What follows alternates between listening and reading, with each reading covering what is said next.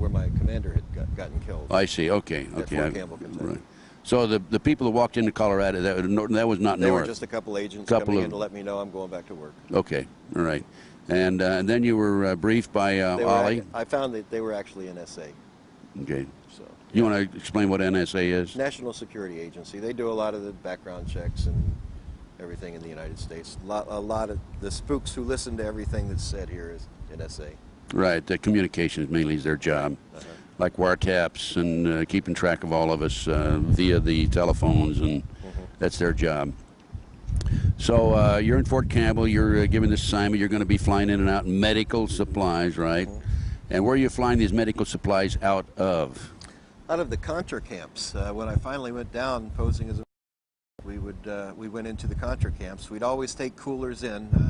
Usually the coolers going in were C4, explosives, grenades, things like that.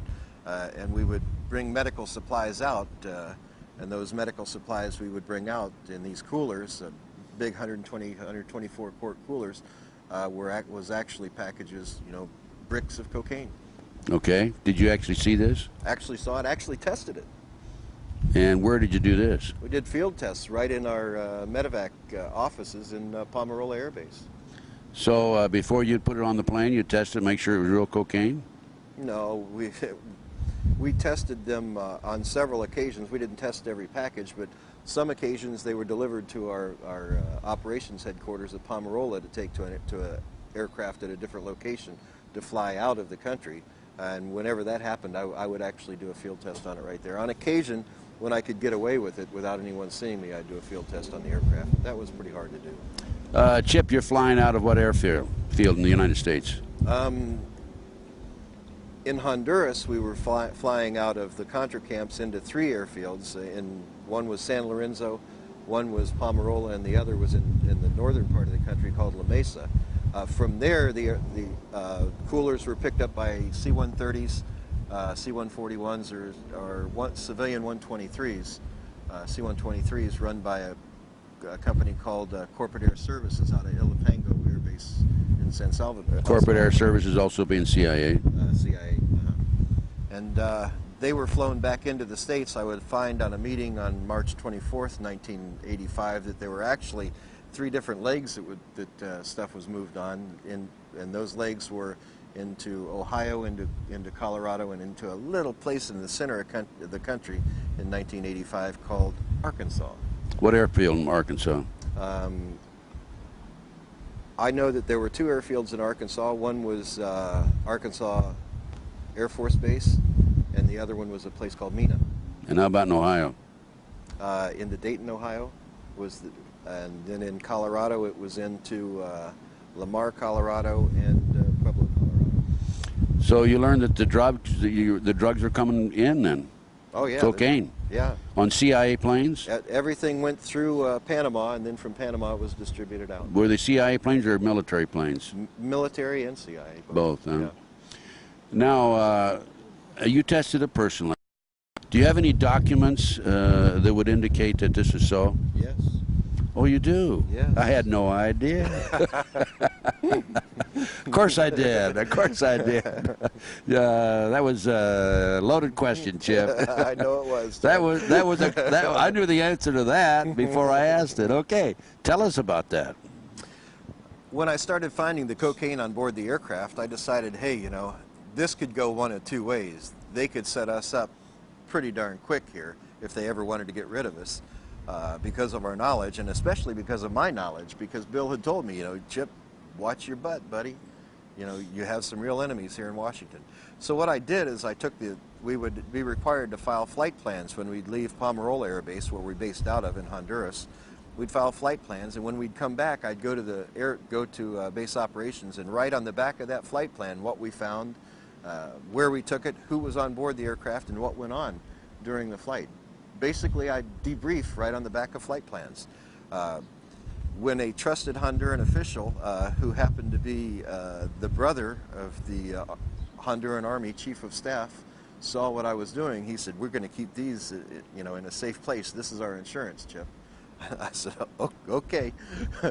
And those notes are available in, right? Tatum Chronicles. In the Tatum Chronicles. I'm sorry, those notes are available in the Tatum Chronicles. I went back to Honduras in 1985 and picked up those certified copies that are in those. In the Tatum Chronicles, it talks about all the people that you've heard of today involved in Honduras, involved in the Contra cocaine issues. Not only that, it also talks about persons before it even happened, because these are certified copies that were sealed in 1985 by Honduran officials. It talks about people who needed to be neutralized and assassinated, and who later were killed. And Chip, what'd you do with these documents, besides hiding them around the world? I also published them in the Tatum Chronicles when I was charged with treason. I was told to give these documents up or I'd be charged with treason and be put to death or spend life imprisonment.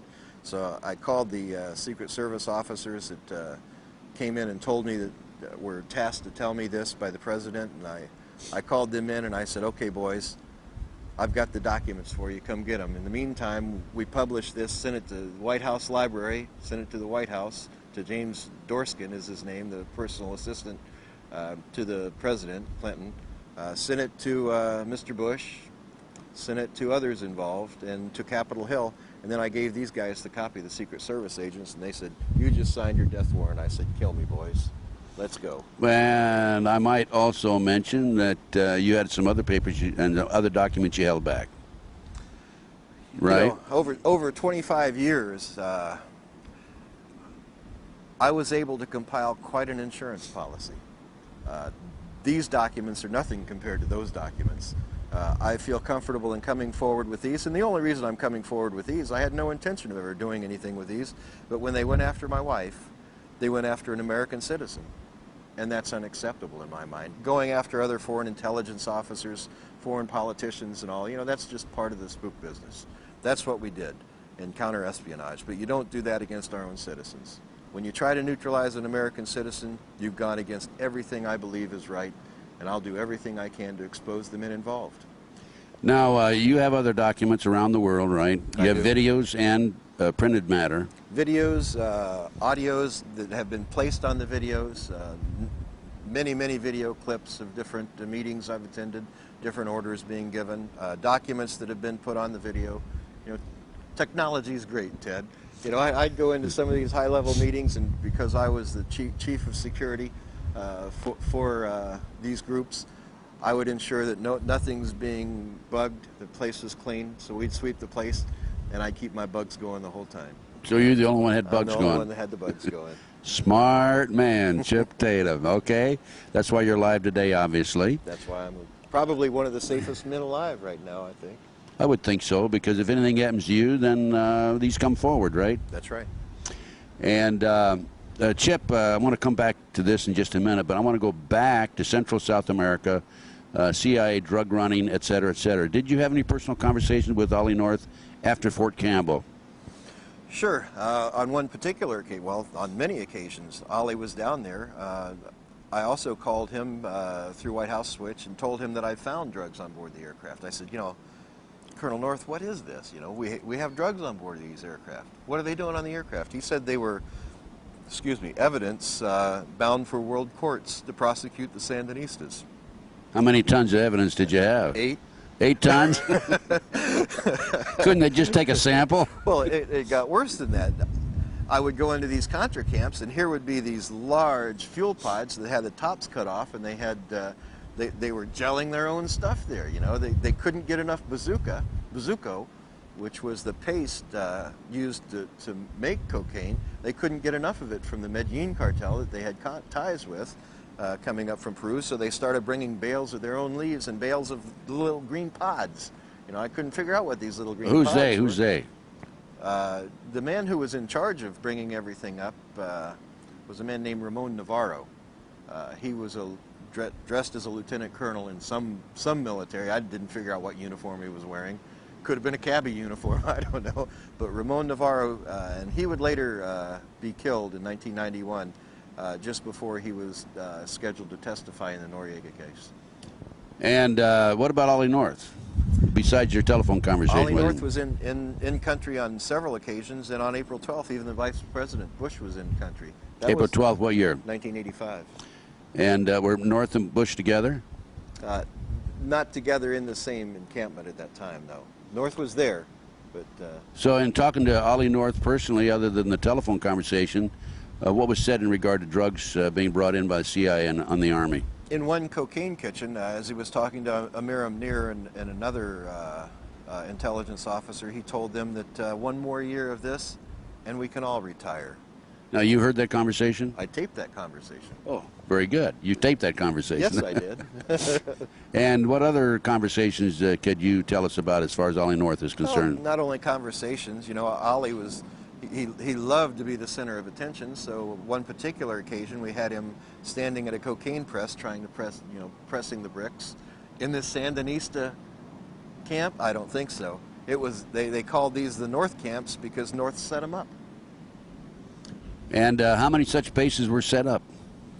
There were about 5 of the kitchens that were set up. Did Ollie North set them up? 5 locations. Ollie North is the one who supplied all logistical support for that, yes. And when was the last time you had a conversation with Ollie North? Last time I talked to Ollie North was in September of 1994. He and Felix Rodriguez called me in my office in Colorado. I'd gone back to Colorado, gotten out of the business, gone back to Colorado. 25 years was enough. And he called me and told me to give up the documents or else. The documents that you had in hiding? Those flight plans and so forth. Yeah, but had you already printed No. You hadn't given them printer yet, okay. No. I wasn't going to say anything. I was sitting in Colorado as just a little businessman, running a mortgage company, not bothering anyone, just wanting to raise my family. What did you tell him? I told him, are you crazy? If I give you these, for one thing, they're headed for the shredder, and for another thing, I know it's a terminal effort. There's no way. Let's go for or else. I'm always a fighter. What did he say to that? Well, he said, well, let me get someone else. And they called me back, and Bill Colby was on the phone. And I said, Bill, I said, you know, to give these documents up, to give all this stuff up is terminal. I said, you know, I'm going to keep them. And he said, well, you know, then we're going to have to hit your credibility. I said, okay. Hit my credibility. What do you want me to do? He said, well, walk into the U.S. Attorney's office and just tell him you did something wrong. So I did. What'd you tell him? Walked into the U.S. Attorney's office. I wired myself some money out of an account down across the state line, and then into my corporation. Then I took it out and put it into my personal account. And because in the mortgage business that can be considered embezzlement. I told him that I participated in wire fraud. Arrest me, please.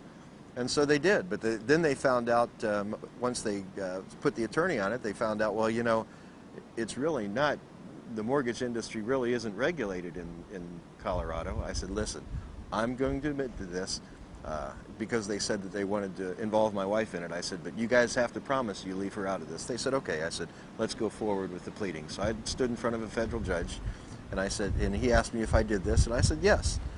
But before I said yes, I leaned over and I asked the U.S. Attorney, my wife's going to stay clear, and she said yes. And so I said, okay, I'll sign the plea agreement, Your Honor. And he said, yeah, and it's part of testimony. He really didn't want to go forward with it. He said, you know, this really doesn't. And I said, Your Honor, believe me, I wired those funds. I took those funds. I spent them. How much money involved? $70,000 of my money. Of your own money, huh? Of my own money. Okay, but they didn't leave your wife alone. They didn't. They came after her, and so when I went before the judge for sentencing, I told him at that time, you know, I didn't want to go forward with it. I'd like to withdraw the plea. But it was too late at that point. He said, the thing to do is, after this is all done, you can go ahead and ask that the plea be withdrawn at the appeals court. And that's where we're at now.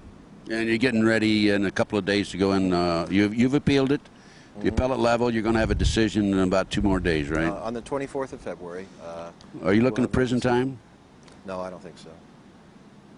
I've already spent 2 years of that time in prison, and I don't think that they want me back in prison. I really don't think they want me back in prison. They want you to be quiet. I was due to do 47 months, and the last thing they wanted was me in prison, simply because there were death threats against me in prison, and 2 NSA officers came in to see me when I was in prison at Jessup and told me that the warden advised them that there were people that wanted to kill me from the Mexican Mafia and the Crips and the Bloods, that I had crossed them the wrong way, I'd hurt some of their men. Actually, I didn't. I wasn't offensive toward them. They have their little scams that go on, and I wouldn't participate. So their enforcers, one of their enforcers, I broke his leg, and they didn't like that. So they had a hit out on me, a contract in prison to take me out. And the NSA came in and said, you can't allow this to happen. If you're killed, those tapes will come forward. And I said, that's right. And they said, well, you got to give us the tapes. I said, kids, are you crazy? And it's unbelievable. They send such young kids in. At least they could send somebody mature, you know, that I would have a little respect for. But they send them young and dumb. That's the way they do it. Well, there's two factions in the CIA, I understand now. The graybeards and what do they call the other faction? The snot-nosed Bush kids? Yeah, that's it. Snot-nosed Clinton. Snot-nosed Clinton now, huh? Snot-nosed Clinton. Okay, Chip. So didn't they charge you with treason at one point? Well, yeah. When I was held in prison before the trial that I went through, they told me that if I didn't give the documents up, I'd be charged with treason. And I said, okay, let's dance. And that's when I actually published this, gave them their copies, and went forward and right in the Tatum Chronicles. I mean, the Tampa Tribune caught on to it pretty quick, and did a big article. County inmate faces mysterious charge of treason. Well, you know, they knew they weren't going to be able to go forward with that particular charge, so they had to find something else. So what they ended up charging us They with, couldn't go forward with the embezzlement charge, what you're saying. no, they couldn't go forward with that. They couldn't go forward with the treason charge. So what they did is they brought in a man, a lieutenant colonel, who... Not Ollie North. No, Ollie North's campaign manager. Oh, really? Bill Lusinger. They gave him complete immunity. Actually, not complete immunity. He came in, he said, Tatum conspired with me to make a false statement. I embezzled some funds, but Tatum told me I could have them. Got you for conspiracy again. Got me for conspiracy because a person came forward and said that an overt act had taken place. Well, now he'd been convicted himself, right, of embezzlement, of bank fraud and embezzlement and everything okay, else. and so what did he do? Make a deal with the government to get his sentence reduced if he come in and lie about it? It's better than that. He was facing 20 years for his stuff, but if he came in and told a good enough lie, he would get 6 months and it would be expunged from his record. Is he out? He actually got 6 weeks, yes, and it was expunged from his record. And he didn't have to pay back the 80 grand or whatever it was. So he's a rich man. Oh, yeah. Within reason, that is. Chip, before I want to let's continue now with the problems involving the court and so forth. Anything else you want to mention? They came after Nancy, your wife. By the way, let me mention, folks, there's a separate interview with Nancy Tatum, which goes into detail, and we talk about Nancy's new book, Joining Club Fed. Joining Club Fed. And that's worth checking out and purchasing and reading because that substantiates and corroborates what Chip is telling us here right today. Is there anything else you want to mention about the court proceedings? Well, I think the important thing for everyone to know is the United States federal courts are not your friend. They're not, and the United States federal court officers are definitely not your friends, although they would like to let you think that they're on your side. They want to do everything for you and your family, so work with them on this. They're not going to do that.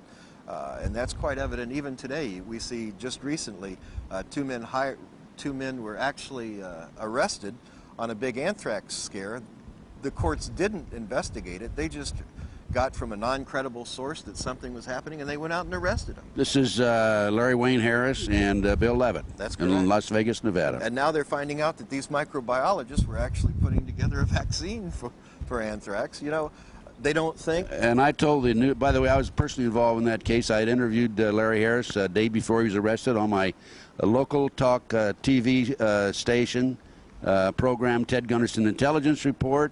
And the media talked to me after they were arrested. I said, nothing to it. Believe me, it's going to go away. These men are not terrorists. They're talking about defensive protection, not offense. Go ahead, Chip. Well, and that court system as it's set up today is not set up as a tool for justice. It's set up as a tool for retribution. Anyone that they want, they can get. And you're going to spend 2 years in jail until you get to appellate level where you have a little bit of a chance for justice to be heard, but never at the district level. Chip, going back to George Bush, How many conversations did you have with George Bush? Hundreds. Hundreds when he was head of the CIA? By phone and in person or both? Not as many, probably about 30 at the CIA, but more post-CIA after 1986 when I was placed into what's called the operational subgroups, where I worked alongside Danish intelligence, Turkish intelligence, British intelligence, Mossad. We had groupings of foreign intelligence officers that worked directly under the Vice President and later the President of the United States. Did George Bush have knowledge about the drug operation coming out of Central America and South America? Yes. Explain. Well, he was in one of the camps. He produced the cocaine. Yeah, but did he know about it? He was standing at a press. George was also, in addition to Ollie. George Bush was standing right at a cocaine press. And did you have a picture of that? In a place called Roos. I have a picture of something. Okay, we won't go into that. So George Bush was aware of it too. Ollie North was aware of it. How about Clinton? Bush was absolutely aware of it, and I can say that because on the 24th of March 1985, William Barr, who would later become Attorney General. Attorney General, know him well, know of him well. William Barr actually called Vice President Bush via SATCOM and talked to him about the loss of over $100 million in assets of the enterprise. And we all know the enterprise today as being the company that, or the operation that Ollie North set up. $100 million? And who got their grubby hands on that? It was decided that there were three entities involved, not one particular person, but Noriega had involvement, that Barry Seal had involvement, and that the governor of Arkansas, who was involved in it at the time, Bill Clinton, had involvement in it. And of the three, Seal has been murdered. Noriega's in jail. Noriega was to be murdered, though, during yeah, the assault. They took the troops down there in '89 to eliminate him, and he survived by going into, I think, a Catholic church, didn't he? Or right. Well, Bobby Hunt, SEAL Team 2 commander, had orders to go in and shoot Noriega when he tried to get out at the airport. He never showed up there because we told him ahead of time. The CIA told him he's a friend of the CIA. He was an enemy of Bush. That's nothing more than a business deal gone bad. We let him know ahead of time that there was a contingency coming in to assassinate him, needed to get to a safe house. So he chose that particular church as a safe house. The Catholic Church. Catholic Church got cameras out there so that he was safe. And now the only one that's left is Bill Clinton. And did Bill Clinton take the $200 million, $100 million, whatever it was? He got a large portion of it, very large portion of it. However, you know, I'm going to tell you now, Bush is a very vindictive man. I don't think that Clinton's out of the water with it. You know, I think he's still in some hot water, and that could be a lot of the pressure that he's seeing today. It may be a little bit of a vendetta to get even. You never have to get even tomorrow, Ted. In the business that we're in, you never push for something to happen right away unless there's an operational need for that. Time is always on your side. Time down the road, whatever. You're talking about the Monica Lewinsky situation, right? Maybe it doesn't. If you look historically, I know that I was told that Bush was going to leave bugs in the White House when he left. Why would he do that to another president unless he had a personal interest or personal vendetta there? The bugs in the White House, folks, don't mean electronic bugs. You know, the best bug in the world or the best information in the world is called human intelligence. So what you do is you take these career White House personnel and you put them in the White House, and they're listening and they're keeping track of everything that's going on. Well, it's hard to put an electronic device in the White House. If Starr thought that he could take Tripp or Lewinsky and put a bug on them and get them in the White House, all they'd end up was that person in prison for trying to bug someone in the White House. You don't get into the White House with a bug, but you get in there with a brain that can keep that intelligence in it and pass it on. That's how you get in, and that's how you bug the White House. So he always had constant information flowing to him from the White House from career workers in the White House. You know, why did they all of a sudden throw these people out of the travel office? Perhaps they thought that maybe there was a little intelligence work going on there. Probably. Tripp. Clinton, yeah. Let's look at Tripp. She was taken out of there right after Vince Foster because she talked about it. Wham, she's out of the White House and into other areas. You know, there's a lot to be looked at that's just overlooked by the mainstream media because I'm told I have a pretty devious mind. Well, you know, it's because I worked for these guys and I know how they think. Chip, as far as Ollie North is concerned, you told me in one of the radio interviews I had with you that you had some recordings, audio recordings of a conversation in the back of an airplane. Was that with Ollie North or somebody else? No, that was with Mike Harari and a man named Raymond Buddy Young. That was actually presented at our C.I.A briefing in Tampa, Florida to Judge Adams. The recording was presented. We have transcripts of that, and we've actually put them in the Tatum Chronicles. So now, when you say C.I.A, you're talking about your hearing before the judge where you discuss classified information, right? Right. During the course, as we were leading up to the trial, there are certain filings that have to be done prior to a trial and hearings.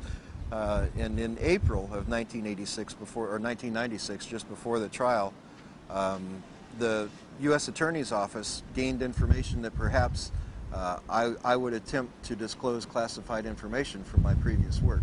So they filed a motion with the courts that required me to file a briefing, an actual brief, outlining any classified information that I would attempt to use in my defense. And then the judge rules on it whether or not you can use it. Then the judge rules on it. He had the decision that the judge has to make under the C.I.A requirements is, first of all, is it classified in any way? Second, does it involve national security issues? So after being presented with that material, and it has to be done in a declaration under oath, the materials were provided to them. And let me tell you something, if anything I said in there was false, I would have been charged with perjury. There was never a perjury charge. The issues that were given to him were investigated. I was never charged with perjury or obstruction of justice, trying to say that this happened when it didn't. You know, that's an obstruction of justice charge. No charges like that ever came out. That's a pretty big issue. Was the judge sympathetic, you think, and objective? You know, Nancy talks about this judge being a terrible judge, but let me tell you something. It's obvious to me, working in the arena that I work in, he knew what was going on. He made the decisions that he made, so there would be no question at the appellate court that justice was not served. So actually, he probably was your friend then. He's the only reason that I can talk about it today. By him saying that this information was not classified and doesn't have to do with national security, the CIA can't come back on me, national security folks can't come back on me for talking about what I presented to that court at the time. Chip, let's go back, and we've talked about Ollie North, we've talked about George Bush, we talked a little bit about Clinton. Do you have any direct knowledge that Clinton was aware of the drug operation coming into Arkansas? The direct knowledge is that Buddy Young was actually a advisor to Clinton. He was his chief of security, and he was one on board the aircraft, and he was sent there by Clinton to investigate the loss of monies that had been determined. Additional direct knowledge comes in the fact that one of the people called by Barr was the governor of Arkansas on that SATCOM. He called North, he called the vice president on this 24th of March conversation, and he called the governor of Arkansas and talked to him. So, and governor of Arkansas then was William Jefferson Clinton. So they were talking about the enterprise, about the lost monies. And additionally, in earlier years, when I was at Fort Campbell, Kentucky, I actually flew several missions carrying medical coolers again with money and drugs in it into Arkansas. Out of where, Fort Campbell? Out of Fort Campbell. It was delivered to us by the 324th Med Battalion. Out of the South America? Out of South America. They were operating in the South America in Honduras. It was flown by C-130 to Fort Campbell. It was marked medical supplies. Donor organs, this particular one was marked. And we were advised to give it to Dr. Lassiter at Little Rock Air Force Base. So we flew it to Little Rock Air Force Base. I opened the coolers. I don't fly a cooler without opening it. I don't fly anything without opening it. Let me tell you why I don't fly coolers without opening them. I was told by Colby earlier that Torrijos died simply because they put a cooler marked donor organs on his aircraft that blew up in flight. So whenever I see a cooler, I open that cooler. And what did you find in the cooler? We found a large sum of money and 3 kilos of cocaine in one cooler. In the other cooler, we found all cocaine. Those two coolers were picked up by Dr. Lassiter, who actually ended up being, as we found out in later years, a man named Dan Lassiter, who was convicted for trafficking cocaine in Arkansas. However, he was pardoned by the then governor of Arkansas, Bill Clinton. And did you have any information that Clinton had direct knowledge of that? No, you flew him into Arkansas. Was Clinton there waiting for it, or was there a limousine there or anything like that? We had to wait over an hour and a half for Dr. Lassiter to show up. But when he finally showed up, he showed up in an entourage of vehicles. There was a van, there was a stretch limo, and an unmarked police car. In the coming out of the stretch limo, Dr. Lassiter came forward. He had two people with him. One stayed at the car, and one came over. He introduced the one that walked over to the aircraft to pick up the coolers as the governor of Arkansas. And the governor of Arkansas extended his hand, and that's the first time I shook the hand of William Jefferson Clinton. He wanted to let me know that the people of Arkansas appreciated me bringing those donor organs. Oh, that because he didn't know you'd looked into them. He didn't know I looked into it. Do you have that in your book? Yes, I do. Yeah, that's in again the Tatum Chronicles, right?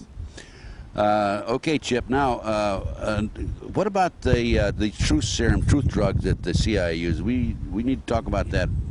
Sure. People can be alert for it. You know, I talked a little bit about in those containers down in South America, the processing that was done, and during the processing of cocaine, there were these little green pod-like things.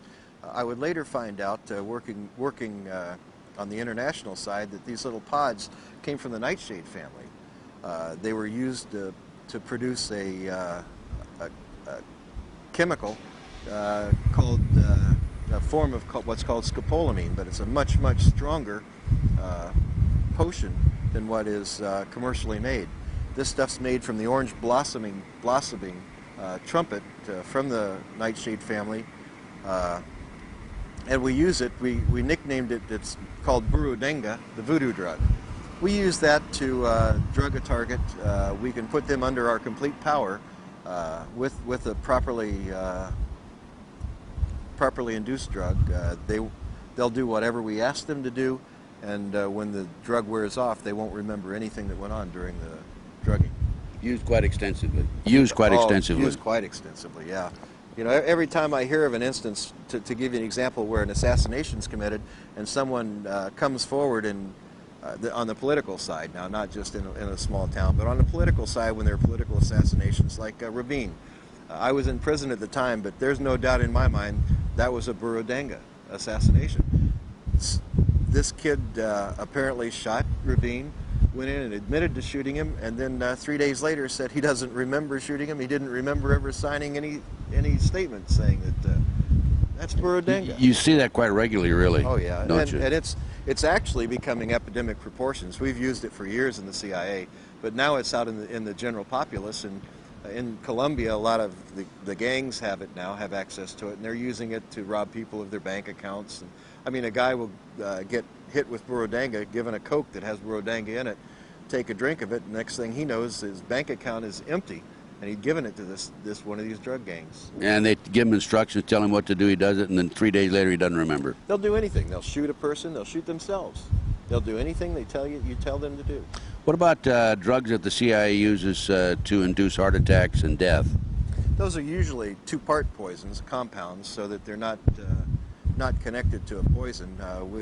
We can, to ensure that a person gets the first portion, we've gone in and, like in an embassy, in one part of the world, we would put it in a punch so that most of the people are dosed with the first part of the compound, and then you have about 3 weeks before the second part of the compound has to be given to the target, and then the first gets into the muscles and in the heart, and it'll show up only as a compound. Once the second comes in, it'll show up in the blood only as a compound, but it actually induces a heart attack. People actually die of a heart attack, and that's why the coroners always report these as heart attacks, because it's really a heart attack, and there's no poison that shows up. It would only be a compound in the body.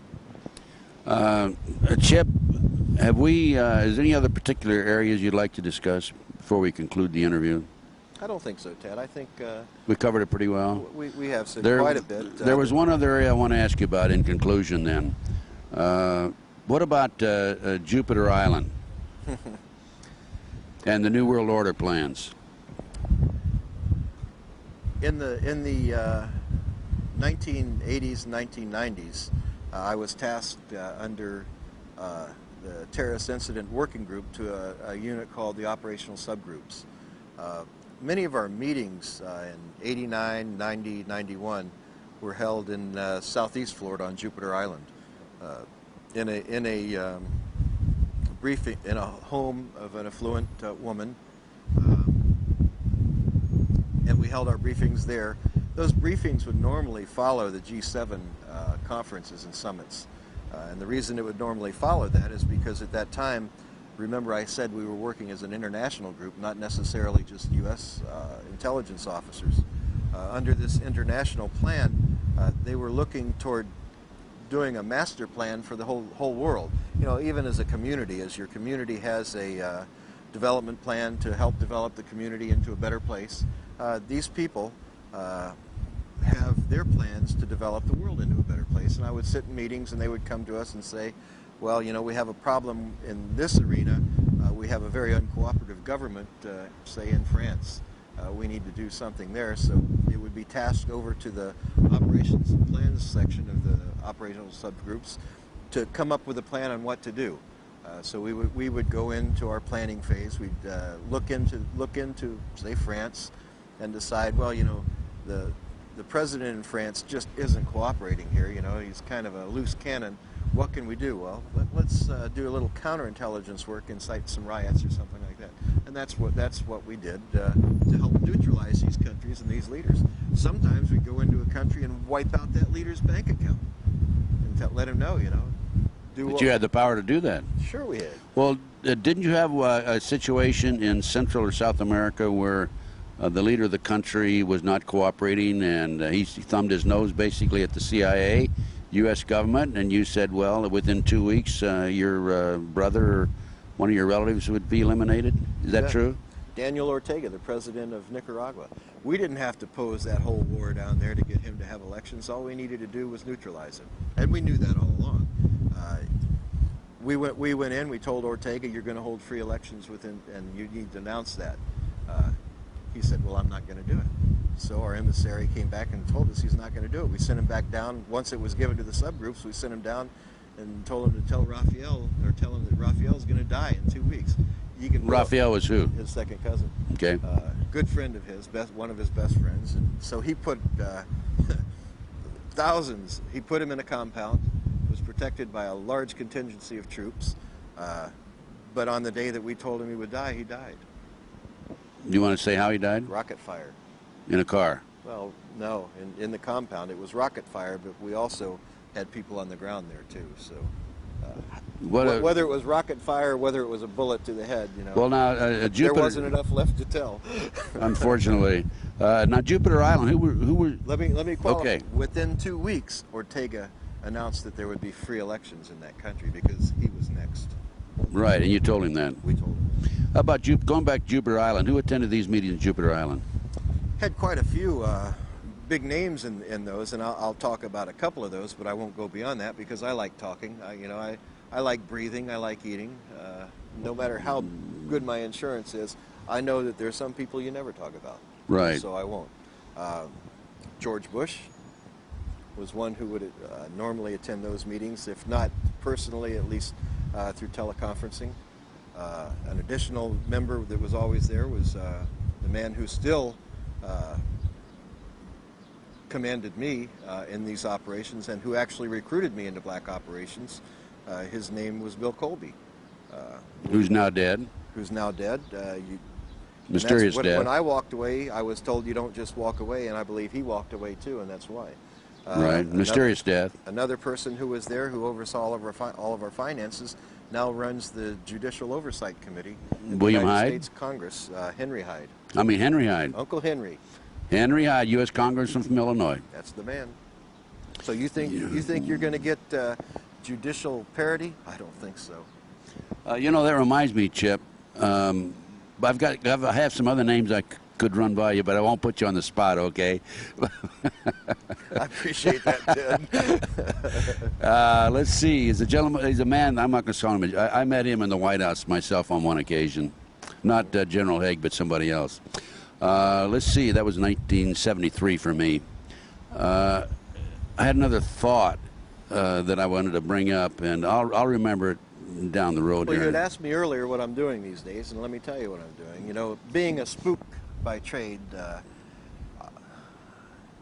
you can't just walk away. You can't just give it up. And you asked me what I'm doing on your radio show. What are your plans? And right now, I'm working as the two-county coordinator for the American Red Cross. And the reason I'm working as a two-county coordinator in Florida for the American Red Cross is it gives me the opportunity to interface directly with probably one of the darkest organizations the United States has ever seen, and that's FEMA. Oh, we know about FEMA. So I've been able to effectively infiltrate FEMA. I'm the person who deals directly with them in all issues and sit in meetings with them, and little did they know that they had a spook in their midst. They know it now. Yeah, they know it now. I told them last week in my last meeting with them. Well, then you have some pretty good information, I think, don't you? I waited till I got what I needed, and then I put it on the website. I did a big article on the website, exposed what they have going, how they effectively hope to take over. You know, the big thing with FEMA is if the United States ever goes in to martial law, which can be put in place any time now because of Clinton's recent filings under the National Security Executive Act. Orders. Right. Since he's declared a national state of emergency already, all he has to do is have a nuclear, biological, or chemical threat active, and he can declare martial law. That's going to be pretty easy if he pushes Saddam into blowing up a biological, or if he shows the United States that there are people here, factions here, trying to do that, like they just tried to do with Harris. He can then effectively declare martial law. If he does that, though, the people who really take over the country and run things is FEMA. So you have to make sure, and I don't know that James E. Witt, the current head of FEMA, is one who goes along with this plan. He just, you know, in sitting in our briefings and everything, he's just not one that's going to do it.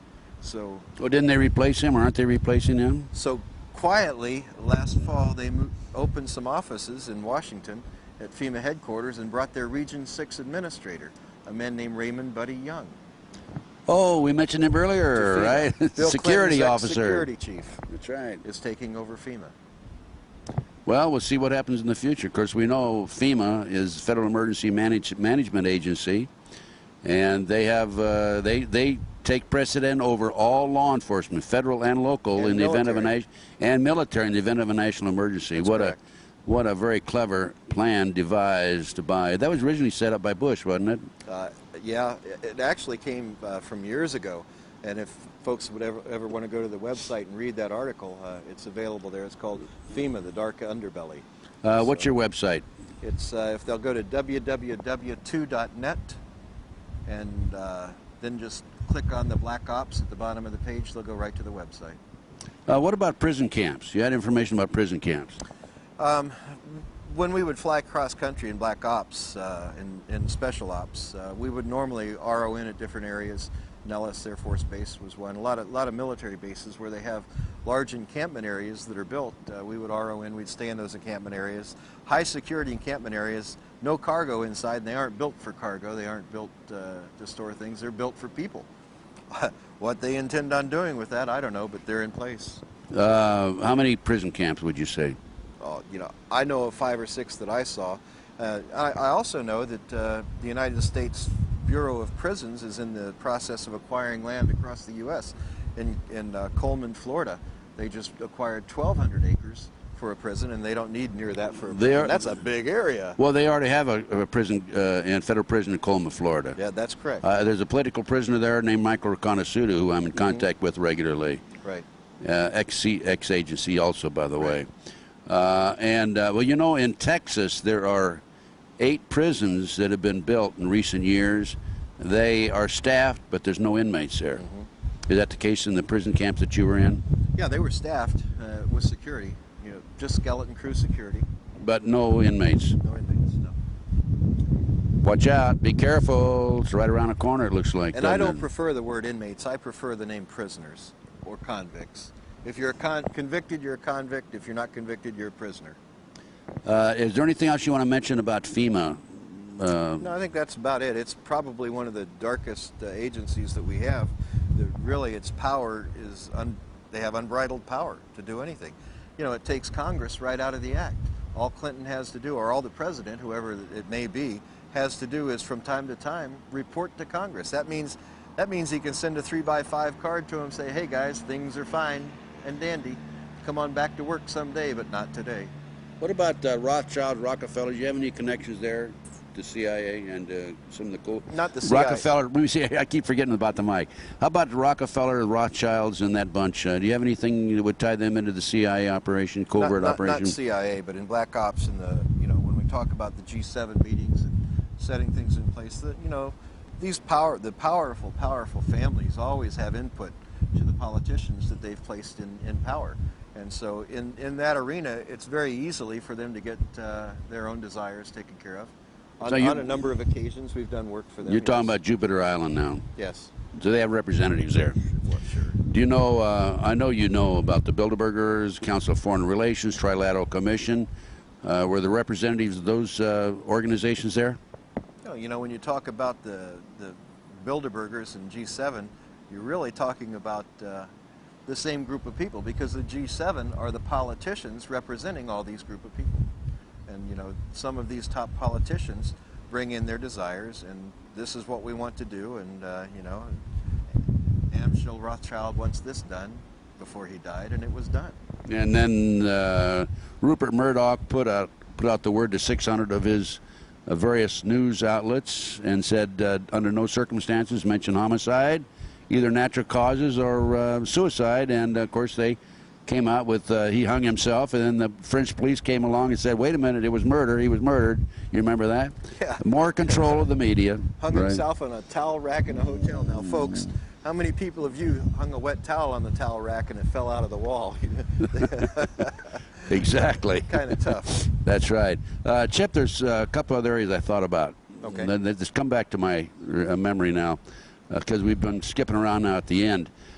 You mentioned on my radio show how you dealt with, we mentioned Henry Hyde earlier, how you dealt with some of your assignments financially. Do you want to go into that? You had an attorney in northern New York, and you could walk into certain banks and on your signature you get $250,000 without any difficulty.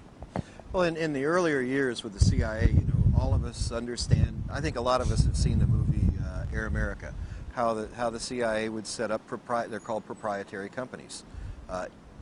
We learned early from those efforts that we could do that in the Black Ops arena also. Working for the operational subgroups, we would set up what's called proprietary companies. We have trusted attorneys across the nation and around the world that will set up these proprietary corporations as an everyday business, so that we can work an intelligence operation out of a, who knows, you may be sitting in the Xerox Corporation and it's not really, not that that's it. However, I will say the Wilson family was heavily involved with us in the upstate New York area, and that's the Xerox family, in seeing to funding. We would set up businesses to see that use as covers so that we could provide operations. In upstate New York, we did it because we were working that border area in Canada, bringing weapons and personnel across the border covertly. Into the Indian reservation? There, we use the Indian reservations on occasion because it's a federally protected area, but normally I just fly low level under radar. It's a non-radar environment, practically. So I just bring personnel and equipment across as needed. You know, both ways. I take people out of the country and bring people into the country. What they did with those people, I don't know, but some of them were pretty top. Well, you know their identity too. Right. So you're talking about bringing foreigners in? Right. From other countries, of course, from Europe, et cetera, where they were secretly bringing them in. Where? Meetings in Washington? Sometimes we were bringing in some pretty famous criminals to meet with people too. Mafia? From overseas? From overseas. People that we thought were gone for years and years that we'd bring in for meetings. They're just in sanctuary somewhere. Let's go back to did I state it properly when I said on your signature you could pick up $250,000 cash? On my signature, $250,000. It was set up by an attorney out of Rochester, New York, who was a company man. Is he alive today, the attorney in Rochester, New York? No, he died. Heart attack? I don't know. But he's no longer with us. He shouldn't have had that punch. No, I will say, though, that he was ill, even when he was working with us. But I had a $250,000 line of credit. I could walk in, and the reason we had that is these missions, you know, they're not cheap. You have to hire your assets in, and I would have to pay men from $25,000 to $50,000 per mission to work for us, and that's how it was done. It was done with cash. You know, we don't say paper trail. Where's your checking account? Here's your at the end of each month. They didn't get a what's it called, a pay stub showing them their withholding and everything. No, yeah,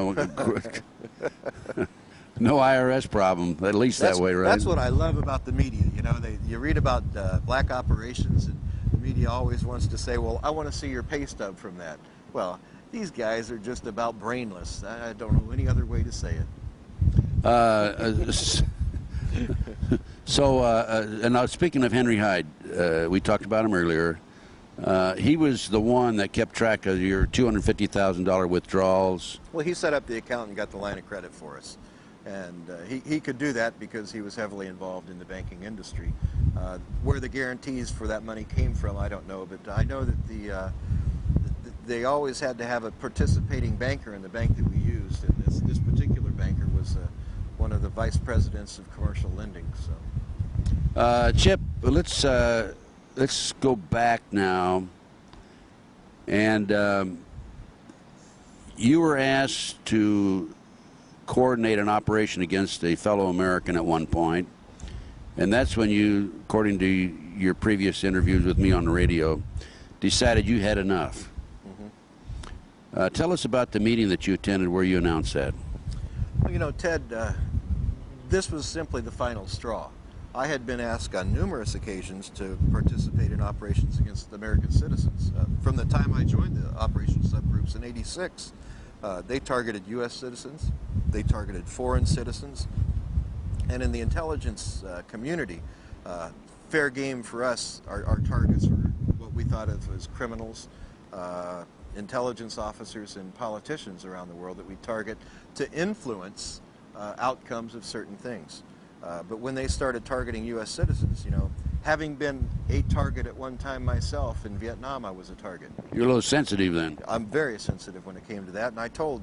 Not to mention when they targeted Nancy. Yeah, that's right. That was it. I'll tell you. That broke brought that. my wrath. That's it, right? When, okay. when I was and good asked, for you. Huh? When I was asked in '92 to see to it that Ross Perot was neutralized, and when I say neutralized, it means that we could intimidate him, we could coerce him, which is a little stronger, more strong-arm tactics, or we could terminate him. And the man who actually gave the order to do that was George Bush, the President of the United States. And this was in a meeting you attended? It was in Jupiter Island. He wanted Ross Perot neutralized. I went to a friend who's a federal officer. I walked out that day. I dropped a tape on the table. It had been my insurance policy, and I so that they could see what I had, I let them know, this is what I have. If I die, it'll come forward. Now, this is you're in a meeting, and you said, I've had it. This is enough. Put the tape down. Hey, guys, I'm leaving. You left. Do you think that they reviewed the tape immediately? I bet they couldn't get it in a VCR quick enough. I would imagine they had a stampede right behind you with the tape in hand. I talked to Colby. The first VCR machine. I talked to Bill after that. He was in the meeting, and he said that they just looked at each other stunned at first. They just couldn't believe it, because Bill told me on the spot. He said, Chip, you can't walk away from black operations. And that's when I put it down, and a smile came across his face, because he's the one that told me to do it. He's the one that taught me to make it. They told you how to do it, huh? Yeah, he knew on all those meetings what I was doing. You know, here I'd sit there with a briefcase, pointing the briefcase. It was pretty obvious to him. He and I were the only real spooks in the meeting, that, you know, other than some of the other... You were the only two real loyal Americans then, weren't you? Well, yeah, others were Mossad agents and so forth, but they're protected by this too. Most of the guys in the OSGs are protected. When I say that there's 8 different officers, they're not necessarily U.S. officers. What are the other countries represented there? The Mossad, and British intelligence. Those 3 entities are compile the 8 men that protects right now. Wait a minute. The Mossad, British, and American? The Mossad, British, and American.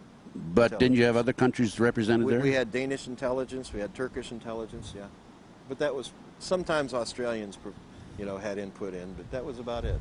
Well, I think they had Australians because they could shoot over to China pretty quick. I have good information that the CIA was responsible for, let's say, eliminating one of the Australian forms of government and bringing in their own people. Do you remember that? Yeah, I remember that. Yeah, I have some other contacts of my own that have told me that before. And by the way, I no longer receive Christmas cards from that fellow anymore. Since I went public. Since you went public with it? Yeah. All heart, Ted. Oh, my Christmas card list has dropped drastically. It went from like that down to about like that when you stack the cards one on one. But I don't worry about that. Neither do you. No, because we know we're doing the right thing. Chip, there were some other questions I wanted to ask you. Chip. Hey, wait a minute. How do I know you're telling me the truth? Because you like me, Ted. Now, I hugged Nancy, but I'm not going to hug you. No, Chip, what I'm telling you, the answer I want to that is... I can give you an answer. I know you can. That's why I asked it. Okay. Tell me. Tell them. I'm telling the truth because I have it documented. You don't have to take my word for it. It's documented. It's not only documented in the documents here, it's also documented in federal documents. Oh, it is? Court case. Tell us about that. There's a federal trial that took place. During that federal trial, the C.I.A briefing, everything was put in place. There are transcripts to that available to the public. All you have to do is do a filing, Freedom of Information Act filing, but you really don't even have to do that. You can walk right into the federal courts in Tampa, Florida, pay your $25 to the clerk, and get copies of it without even putting a filing in, because that judge made sure that that C.I.A briefing wasn't classified. Chip, you're the only you don't have ex-CIA. You're the only CIA agent that I've known, and I've known a few of them through the years, who can come forward and say, it's documented, the CIA admits that I worked for them. That's in that document, right? It's in the document. Yeah. Now, never a denial on the government's part. Now, can somebody call Washington, D.C., a certain number and say, sure, is Chip Tatum, or was he an employee of the CIA? Who would they call? Gene Tatum, Jr., just call the personnel office at Langley. On the documents is my Social Security number at Tampa. You can get the Social Security number. You can actually get the case number from the court and use that and find out if I was an employee. Okay. It's pretty cut and dry. There's no denying who I worked for. No, yeah, right. Okay, but you're the only one. The only thing that they can deny is what I have to say. But they always deny it, or they say sure. we have no record, and the CIA agents are not allowed to even identify themselves as CIA. Let's face it. Well, and that's law. That's by law, right? That's by law. Yeah. Sure. So if some guy because this federal judge made this ruling, it's not. And law. some guy goes around saying I'm a CIA agent, don't believe him. Yeah. No, isn't that right? That's right. And I've heard of this. Okay. Before we discuss Nixon's darkest secret book, we've already talked about Tatum Chronicles. And Nixon's darkest secret is Operation Red Rock. Operation Red Rock, right, which we went in detail right in the beginning. You bet. Are there any other comments you want to make or anything else you want to discuss? Well, we've sent Operation Red Rock out to publishers around the United States, but there's some liability problems because I named the names, and these are pretty powerful guys. A couple of them are still alive, so it's difficult for them to do the publishing, so we've self-published.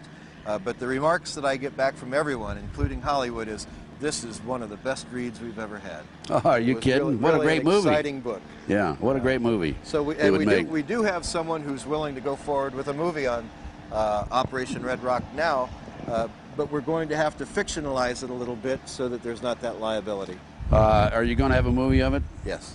Oh, great. Yep. There'll be a movie within the next couple of years, I'll say. Ah, great. Fantastic. And they can get that by calling our 1-800 number, 800-201-7892, and ask for extension 58. Just tell them you want Nixon's darkest secret or Operation Red Rock, same thing. That's one of the darkest secrets of Nixon's life, the fact that he ordered 13 American soldiers murdered.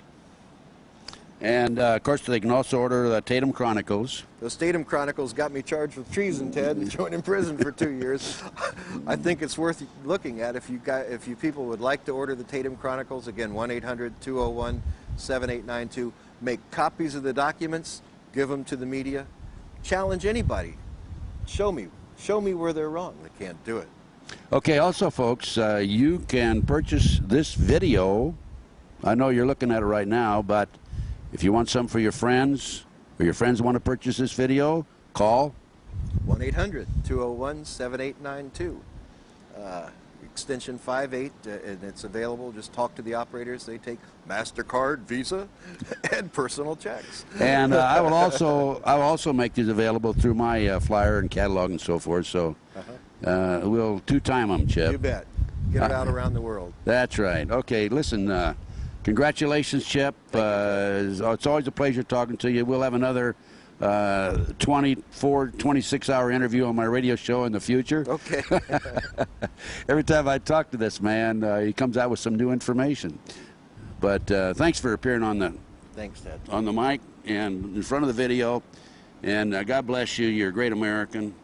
And I'm real proud to say that I know you and have really worked with you indirectly. Thanks. Let me say one last thing. Marine Recon all the way, boys. Yes. Thank you, Marine Recon. See you later, folks.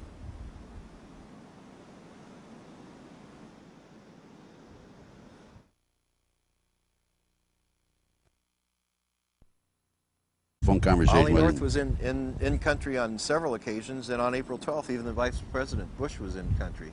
April 12th, what year? 1985. And were North and Bush together? Not together in the same encampment at that time, though. North was there, but... So in talking to Ollie North personally, other than the telephone conversation, what was said in regard to drugs being brought in by the C.I.A. on the Army? In one cocaine kitchen, as he was talking to Amiram Nir and another intelligence officer, he told them that one more year of this, and we can all retire. Now, you heard that conversation? I taped that conversation. Oh, very good. You taped that conversation. Yes, I did. And what other conversations could you tell us about as far as Ollie North is concerned? Well, not only conversations. You know, Ollie was, he loved to be the center of attention, so one particular occasion we had him standing at a cocaine press trying to pressing the bricks. In this Sandinista camp? I don't think so. It was, they called these the North camps because North set them up. And how many such bases were set up? There were about 5 of the kitchens that were set up. Did Ollie North set them up? 5 locations. Ollie North is the one who supplied all logistical support for that, yes. And when was the last time you had a conversation with Ollie North? Last time I talked to Ollie North was in September of 1994. He and Felix Rodriguez called me in my office in Colorado. I'd gone back to Colorado, gotten out of the business, gone back to Colorado. 25 years was enough. And he called me and told me to give up the documents or else. The documents that you had in hiding? Those flight plans and so forth. Yeah, but had you already printed? No.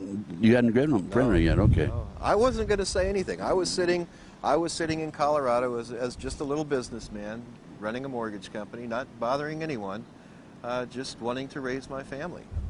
What did you tell him? I told him, "Are you crazy? If I give you these, for one thing, they're headed for the shredder, and for another thing, I know it's a terminal effort. There's no way. Let's go for or else. I'm always a fighter." What did he say to that? Well, he said, "Well, let me get someone else." And they called me back, and Bill Colby was on the phone. And I said, "Bill," I said, to give these documents. And those notes are available in, right? Tatum Chronicles. In the Tatum Chronicles. I'm sorry, those notes are available in the Tatum Chronicles. I went back to Honduras in 1985 and picked up those certified copies that are in those. In the Tatum Chronicles, it talks about all the people that you've heard of today involved in Honduras, involved in the Contra cocaine issues. Not only that, it also talks about persons before it even happened, because these are certified copies that were sealed in 1985 by Honduran officials. It talks about people who needed to be neutralized and assassinated, and who later were killed. And Chip, what'd you do with these documents, besides hiding them around the world? end there. I also published them in the Tatum Chronicles when I was charged with treason. I was told to give these documents up or I'd be charged with treason and be put to death or spend life imprisonment. So I called the Secret Service officers that came in and told me that were tasked to tell me this by the president, and I called them in and I said, okay boys, I've got the documents for you, come get them. In the meantime, we published this, sent it to the White House Library, sent it to the White House, to James Dorskin is his name, the personal assistant to the president, Clinton, sent it to Mr. Bush, sent it to others involved, and to Capitol Hill. And then I gave these guys the copy of the Secret Service agents, and they said, you just signed your death warrant. I said, kill me, boys. Let's go. And I might also mention that you had some other papers and other documents you held back, right? You know, over 25 years, I was able to compile quite an insurance policy. These documents are nothing compared to those documents. I feel comfortable in coming forward with these, and the only reason I'm coming forward with these, I had no intention of ever doing anything with these, but when they went after my wife, they went after an American citizen, and that's unacceptable in my mind. Going after other foreign intelligence officers, foreign politicians and all, you know, that's just part of the spook business. That's what we did in counter-espionage, but you don't do that against our own citizens. When you try to neutralize an American citizen, you've gone against everything I believe is right, and I'll do everything I can to expose the men involved. Now, you have other documents around the world, right? You have videos and... where my commander had gotten killed. I see, okay. At Fort Campbell, Kentucky. Right. So the people that walked into Colorado, that was not They north? were just a couple agents coming in to let me know I'm going back to work. Okay, all right. And then you were briefed by Ollie? I found that they were actually NSA. Okay. So, you want to explain what NSA is? National Security Agency. They do a lot of the background checks and everything in the United States. A lot of the spooks who listen to everything that's said here is NSA. Right, the communications mainly is their job. Like wiretaps and keeping track of all of us via the telephones, and that's their job. So you're in Fort Campbell, you're given this assignment, you're going to be flying in and out medical supplies, right? And where are you flying these medical supplies out of? Out of the Contra camps. When I finally went down posing as a we went into the Contra camps. We'd always take coolers in. Usually the coolers going in were C4, explosives, grenades, things like that. And we would bring medical supplies out, and those medical supplies we would bring out in these coolers, big 124 quart coolers, was actually packages, you know, bricks of cocaine. Okay. Did you actually see this? Actually saw it, actually tested it. And where did you do this? We did field tests right in our medevac offices in Pomerola Air Base. So before you'd put it on the plane, you tested to make sure it was real cocaine? No, we tested them on several occasions. We didn't test every package, but some occasions they were delivered to our operations headquarters at Pomerola to take to an aircraft at a different location to fly out of the country. And whenever that happened, I would actually do a field test on it right there. On occasion, when I could get away with it without anyone seeing me, I'd do a field test on the aircraft. That was pretty hard to do. Chip, you're flying out of what airfield in the United States? In Honduras, we were flying out of the Contra camps into 3 airfields. One was San Lorenzo, one was Pomerola, and the other was in the northern part of the country called La Mesa. From there, the coolers were picked up by C-130s, C-141s, or civilian 123s. C-123s run by a company called Corporate Air Services out of Ilopango Air Base in San Salvador. Corporate Air Services also being C.I.A. C.I.A. And they were flown back into the States. I would find on a meeting on March 24th, 1985, that there were actually 3 different legs that stuff was moved on, and those legs were into Ohio, into Colorado, and into a little place in the center of the country in 1985 called Arkansas. What airfield in Arkansas? I know that there were 2 airfields in Arkansas. One was Arkansas Air Force Base, and the other one was a place called Mena. And how about in Ohio? In the Dayton, Ohio, and then in Colorado it was into Lamar, Colorado, and Pueblo, Colorado. So you learned that the drugs are coming in then? Oh yeah. Cocaine. Yeah. On CIA planes? Everything went through Panama, and then from Panama it was distributed out. Were they CIA planes or military planes? Military and CIA. Both, huh? Yeah. Now, you tested it personally. Do you have any documents that would indicate that this is so? Yes. Oh, you do? Yes. I had no idea. Of course I did. Of course I did. That was a loaded question, Chip. I know it was. I knew the answer to that before I asked it. Okay, tell us about that. When I started finding the cocaine on board the aircraft, I decided, hey, this could go one of two ways. They could set us up pretty darn quick here if they ever wanted to get rid of us because of our knowledge, and especially because of my knowledge, because Bill had told me, Chip, watch your butt, buddy. You have some real enemies here in Washington. So what I did is we would be required to file flight plans when we'd leave Pomarola Air Base, where we're based out of in Honduras.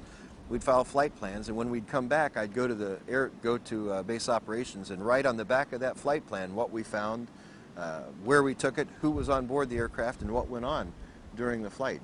Basically, I'd debrief right on the back of flight plans. When a trusted Honduran official, who happened to be the brother of the Honduran Army Chief of Staff, saw what I was doing, he said, "We're going to keep these, in a safe place. This is our insurance, Chip." I said, "Oh, okay." Printed matter. Videos, audios that have been placed on the videos, many video clips of different meetings I've attended, different orders being given, documents that have been put on the video. Technology is great, Ted. I'd go into some of these high-level meetings, and because I was the chief of security for these groups, I would ensure that nothing's being bugged, the place was clean, so we'd sweep the place, and I'd keep my bugs going the whole time. So you're the only one that had bugs I'm the going? only one that had the bugs going. Smart man, Chip Tatum. Okay, that's why you're alive today, obviously. That's why I'm probably one of the safest men alive right now, I think. I would think so, because if anything happens to you, then these come forward, right? That's right. And Chip, I want to come back to this in just a minute, but I want to go back to Central South America, CIA drug running, et cetera, et cetera. Did you have any personal conversations with Ollie North after Fort Campbell? Sure. On one particular occasion, well, on many occasions, Ollie was down there. I also called him through White House Switch and told him that I found drugs on board the aircraft. I said, Colonel North, what is this? We have drugs on board these aircraft. What are they doing on the aircraft? He said they were, evidence bound for world courts to prosecute the Sandinistas. How many tons of evidence did you have? 8. 8 tons? Couldn't they just take a sample? Well, it got worse than that. I would go into these Contra camps, and here would be these large fuel pods that had the tops cut off, and they had they were gelling their own stuff there. They couldn't get enough bazuco, which was the paste used to make cocaine. They couldn't get enough of it from the Medellin cartel that they had ties with coming up from Peru, so they started bringing bales of their own leaves and bales of the little green pods. I couldn't figure out what these little green pods were. Who's they? The man who was in charge of bringing everything up was a man named Ramon Navarro. He was dressed as a lieutenant colonel in some military. I didn't figure out what uniform he was wearing. Could have been a cabbie uniform, I don't know. But Ramon Navarro, and he would later be killed in 1991, just before he was scheduled to testify in the Noriega case. And what about Ollie North? Besides your telephone?